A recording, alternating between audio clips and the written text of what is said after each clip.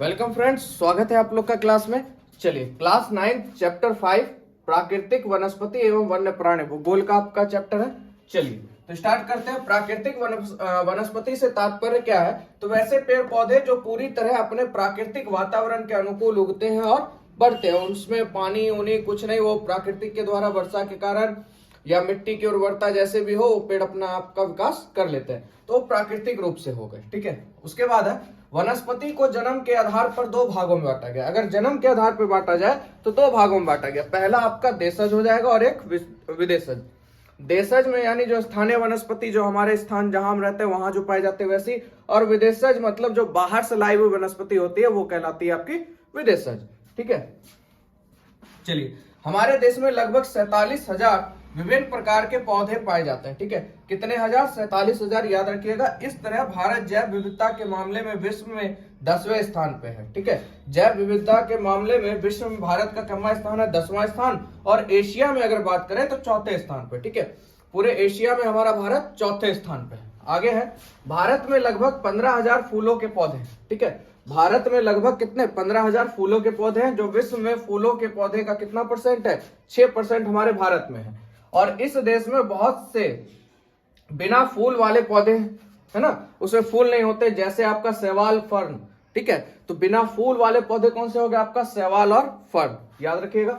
चलिए, बड़े बड़े वृक्षों एवं झाड़ियों द्वारा ढके हुए विशाल क्षेत्र को क्या कहते हैं? वन कहते हैं। और भारत में वनस्पति एवं वन्य प्राणियों में इतनी विविधता निम्नलिखित भौगोलिक कारणों से होती है। जो इतनी नजदीकियां उसमें, वो किसके कारण होती है? भौगोलिक दृष्टि से। ठीक है, देखिए इसमें सबसे पहला बात करें तो भूभाग का स्वरूप। ठीक है, इसमें इसका वनस्पति के प्रकार पर बहुत प्रभाव पड़ता है। पहाड़, पठार एवं मैदानी भागों में एक ही प्रकार के वनस्पति नहीं पाए जाते हैं। अब क्या जो पहाड़ पे वनस्पति है वो क्या आपके मैदान में मिलेगा? नहीं मिलेगा।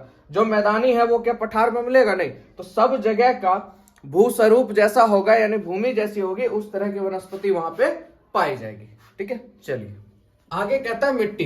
तो देखिए, जैसे राजस्थान की अगर बात करें तो वहां बलुआही मिट्टी है, तो वहां क्या मिलेगी? कांटेदार झाड़ियां मिलेगी। वहीं गंगा के डेल्टा प्रदेश में जहां दलदली मिट्टी है, वहां एक किस्म की वृक्ष सुंदरी, और पर्वतीय भागों में अधिक ऊंचाई पे जो वृक्ष पाए जाते हैं उनके नाम क्या है? वृक्ष के वन पाए जाते हैं, अधिक ऊंचाई वाले, यानी लंबे लंबे पेड़ पौधे पाए जाते हैं। और पथरीली मिट्टी के क्षेत्र में संकुल वन पाए जाते हैं, इसलिए इसे सुंदर वन कहते हैं। ठीक है, आगे है जलवायु, तीसरा नंबर।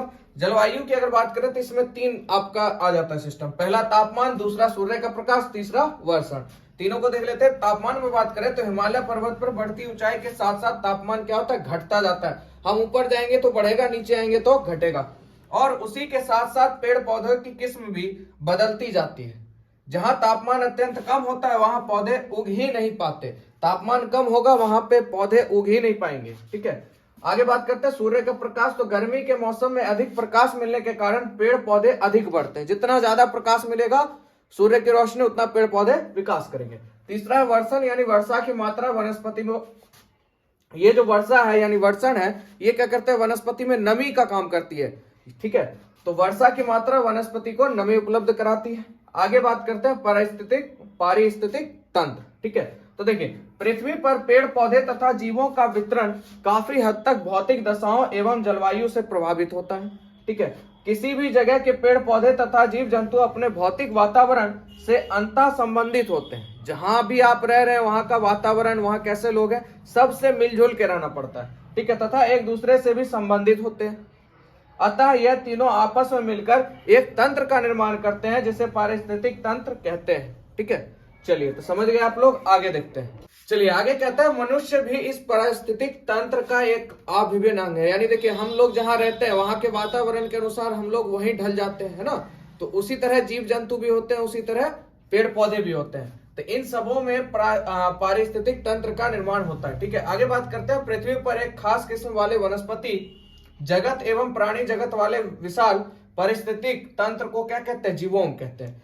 यानी एक खास किस्म का होना चाहिए वनस्पति जगत और प्राणी जगत, ये मिलके जो पारिस्थितिक तंत्र का निर्माण करते हैं उसे हम क्या कहते हैं? जीवोम कहते हैं। जैसे मानसून जीवोम, मरुस्थलीय जीवोम और विषुवत रेखीय जीवोम, ये सब जीवोम में आ जाते हैं। ठीक है, आगे है वनस्पति के प्रकार। तो देखिए हमारे यहाँ प्राकृतिक वनस्पति में भी विभिन्नता पाई जाती है।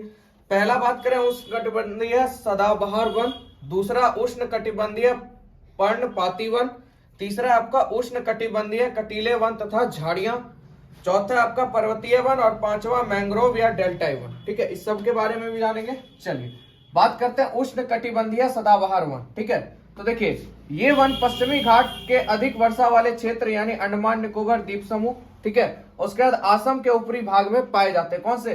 तो उष्ण कटिबंधीय सदाबहार वन आपके कहां पाए जाते हैं? अंडमान निकोबार द्वीप समूह तथा असम के ऊपरी भागों में पाए जाते हैं। यहाँ मोटे तौर पर अगर बात करें तो 200 सेंटीमीटर से अधिक वर्षा होती है और इस क्षेत्र में अत्यधिक वर्षा तथा ऊंचे तापमान के कारण वृक्ष काफी अधिक बढ़ते हैं। ठीक है, और इनकी ऊंचाई प्रायः 60 मीटर या उससे अधिक होती है तथा यह सघन वन के रूप में विकसित होते हैं। ठीक है, चलिए आगे देखते हैं। आगे देखते हैं, वृक्ष भी अपने पत्ते वहां पे जो है एक ही बार और एक ही समय पे नहीं गिराते हैं, बल्कि थोड़ा थोड़ा हर समय गिराते हैं। इसलिए वृक्ष हर समय पत्तियों से लदे हुए नजर आते हैं, अतः इनका नाम इसीलिए सदाबहार जंगल रखा गया। मतलब मान लीजिए अगर 10 पेड़ है तो 5 ने गिराया, 5 रखा हुआ है, फिर जब 5 के हरे पत्ते आए 5 ने फिर गिरा दिया, तो इस तरह से वहां सदा हरा भरा बन रहता है। तो इसलिए उस वन को क्या कहते हैं? सदाबहार वन कहते हैं या जंगल कहिए। इस वन में अनेक बहुमूल्य लकड़ियों के वृक्ष पाए जाते हैं, जैसे में रोजवुड, सिकोना, आबुनुश, एवानी जिसे कहते हैं, और बांस इत्यादि। अगला है आपका उष्ण कटिबंधीय पर्णपाती वन। ठीक है, तो देखिए इन वृक्षों का विस्तार भारत में सबसे अधिक क्षेत्र में है। यहाँ 50 सेंटीमीटर से 200 सेंटीमीटर वर्षा होती है उष्ण कटिबंधीय पर्णपाती वन में। ठीक है, इसमें वृक्ष अपनी पत्तियों को एक साथ 1.5 से 2 महीने के लिए गिरा देते हैं तथा वृक्ष काफी समय तक पत्ता रहित रहते हैं। 1.5 से 2 महीने में पत्ता गिरा दिए। पर्णपाती का मतलब सीधा समझिए पतझड़ वाले वन। ठीक है, इसीलिए इन्हें पतझड़ वन कहते हैं। समझ गए, क्योंकि पत्ता गिरता रहता है इनका। अगला है आपका उष्ण कटिबंधीय कटीले वन तथा झाड़ियां। तो देखिए यहाँ जहां वर्षा 50 सेंटीमीटर से कम होती है वहां अनेक प्रकार के कटीले वन या झाड़ियां पाए जाती है। जखने वर्षा कम, नमी कम, तो भैया कटीली झाड़ियां ही मिलेगी वहां देखने के लिए। इस प्रकार की वनस्पति उत्तर पश्चिम क्षेत्र में पाई जाती है। इसके अंतर्गत आपका गुजरात, राजस्थान, हरियाणा आदि सम्मिलित है। इसके अंतर्गत आपका खजूर, यूरफोम्बिया, एकेसिया जिसे बबूल कहते हैं तथा नागफनी यानी कैक्टस प्रजातियां पाई जाती हैं। ये सब कहां पाए जाए? उष्ण कटिबंधीय कटीले वन में आप लोग को। ठीक है, अगला है पर्वतीय वन। तो देखिए हिमालय के निचले भागों में उष्ण कटिबंधीय सदाबहार वन तथा उष्ण कटिबंधीय पर्णपाती वन पाए जाते हैं। यानी हिमालय के निचले हिस्से में ये दोनों वन है। अब देखिए ऊपर में क्या पाए जाते हैं। चलिए अगला पॉइंट देखते हैं। आगे देखिए 1000 मीटर से 2000 मीटर तक की ऊंचाई वाले क्षेत्रों में आर्द्र शीतोष्ण कटिबंधीय वन पाए जाते हैं। इनमें चौड़ी पत्ती वाले अनेक ओक हो गए, लारेल हो गए तथा चेस्टनट वृक्षों की प्रधानता होती है। और वही बात करें 1500 से 300 मीटर की ऊंचाई के बीच आपको शंकुधारी वृक्ष जैसे चीड़, देवदार, सिल्वर फर, सप्रूस इत्यादि वृक्ष पाए जाते हैं। ठीक है, और इससे अधिक ऊंचाई लगभग 3600 मीटर से भी अधिक होगी तो वहां पर अल्पाइन वनस्पति पाई जाती है। ठीक है, इनमें आपका सिल्वर फर, जूनियर पाइन मुख्य हो जाता है। हिम रेखा और वन रेखा के बीच में घास और फूल के मैदान अवस्थित है। ये आपको गढ़वाल हिमालय में फूलों की घाटी इसका सबसे बढ़िया उदाहरण है।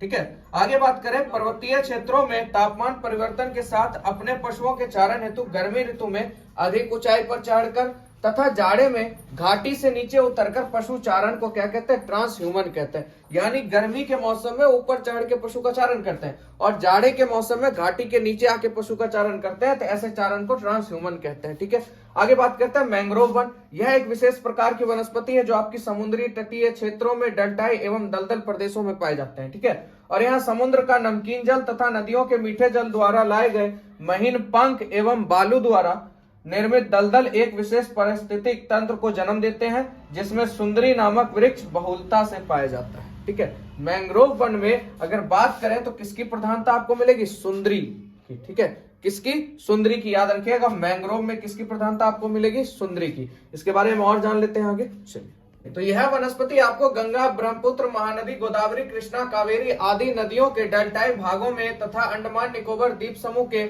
अंदरूनी तटीय भागों में पाया जाता है। ठीक है, आगे बात करते हैं सुंदर वन। कौन से वन? मैंग्रोव वन, जिसमें कौन? सुंदर वृक्ष। याद रखिएगा, सुंदर वन प्रदेश में रॉयल बंगाल टाइगर सबसे प्रसिद्ध जानवर पाया जाता है। सुंदर वन में प्रसिद्ध कौन सा? रॉयल बंगाल टाइगर पाया जाता है। ठीक है, आगे बात करते हैं वन्य प्राणी। तो आपको देखिए यहाँ पता होगा वनस्पति की भांति भारत वन्य प्राणियों में भी धनी है। भाई वन प्राणी में धनी है हमारा भारत। यहाँ जीवों की 89,000 प्रजातियां मिलती हैं। याद रखिएगा, ये भी क्वेश्चन बीपीएससी में आया हुआ क्वेश्चन है, 89,000। देश में 1200 से अधिक पक्षियों की प्रजातियां पाई जाती हैं। यह विश्व की कुल वन्य प्राणी प्रजातियों का 13% है। मछलियों की भी यहाँ 2500 प्रजातियां पाई जाती हैं, जो विश्व की लगभग 12% है। भारत में विश्व के 5 से 8% तक स्तनधारी जानवर, उभयचर तथा रेंगने वाले जीव पाए जाते हैं। अगर बात करें स्तनधारी जीवों में सब सर्वाधिक महत्वपूर्ण है तो कौन है? हाथी है। ठीक है। भारत में वन्य जीव अधिनियम कब लागू किया गया था? 1972 में। याद रखिएगा, भारत में वन्य जीव अधिनियम 1972 में लागू किया गया।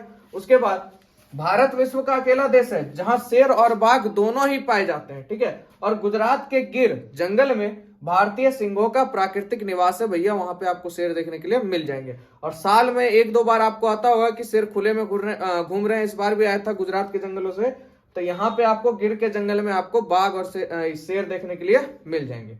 आगे पूरे विश्व में भारत ही ऐसा देश है जहां पे आपको घड़ियाल मिलते हैं। ठीक है, घड़ियाल पाया जाता है।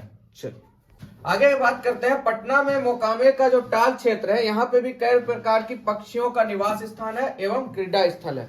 वही पक्षियां आती हैं और खेल के जाती हैं। चलिए आगे बात करते हैं। 14 जैव मंडल निश्चय जो आरक्षित क्षेत्र है, इसके बारे में जान लीजिए थोड़ा सा, एक नजर देखिए। एक तरफ से चलते हैं सुंदरवन, मन्नार की खाड़ी, नीलगिरी, नंदा देवी, नोकरेक, ग्रेट निकोबार, मानस, सिमलीपाल, दिहांग, दिबांग, डिबू साइकवोच, अगस्त्य मलाई, कंचनजंगा, पंचमढ़ी, अचन, कमार, अमरकंटक, ये 14 जो है ये आपके जैव मंडल है। ठीक है, आरक्षित क्षेत्र में आते हैं। ठीक है, तो ये था आप लोग का पूरा भूगोल। ठीक है, चैप्टर खत्म हो गया। मिलेंगे आप लोग से क्वेश्चन आंसर के साथ। आज के लिए इतना ही। जय हिंद, जय भारत।